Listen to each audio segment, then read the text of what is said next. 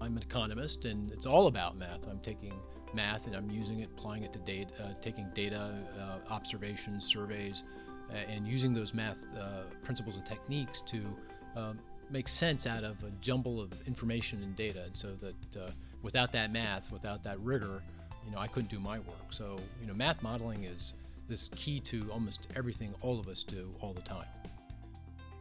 I'm going to make just 3 points. The first is I think your futures are incredibly bright.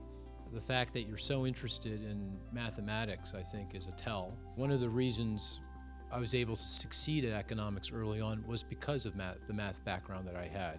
Participating in the Moody's Mega Math Challenge, I think, is really important for the future of these kids that participate. I mean, it brings together all of the skills that they need to succeed in the future.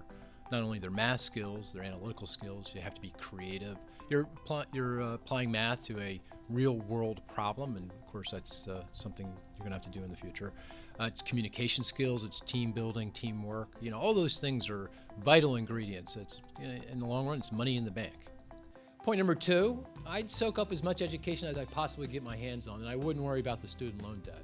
The returns to education are still very, very significant. It's not quite the slam dunk that it was 10, 15, 20 years ago when the cost of education was a lot lower. You didn't have to borrow as much to go to school. But the returns are still really quite impressive, quite significant. And the more education you get, the higher the returns. Now here's the thing, if you have to borrow money to do it, you better graduate. The third point I'd like to make, if you really want to do something special, you're going to have to take some chances, take some risks. Not a lot of them. I'm not saying take risks all the time, but once, twice, 3 times in your life, really do something that feels incredibly uncomfortable. You need to develop a certain level of skill. You have to do something over and over and over and over again to make that to be really good at it and to make it second nature. And you can't do that quickly. I mean, that takes time and persistence and patience. You really need to surround yourself with people who complement you.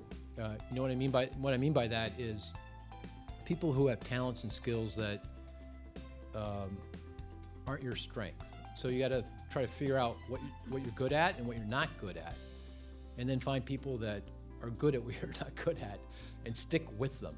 It doesn't matter what you do, but if you're really into it, I mean, really to the core into it, people really get excited to be around you, right? And that's infectious, and it leads to success. It's hard not to succeed if you're doing something that you really are deeply interested in and just love.